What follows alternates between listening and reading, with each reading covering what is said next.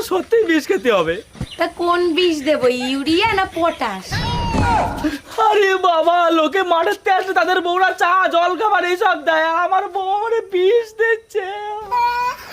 ও তুমি চা খাবা?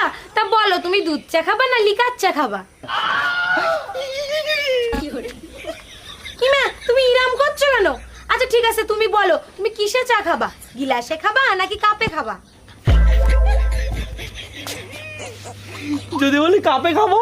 তা বলো কোন কাপে দেবো, চীনামাটির কাপে নাকি প্লাস্টিকের কাপে? হায় ভগবান,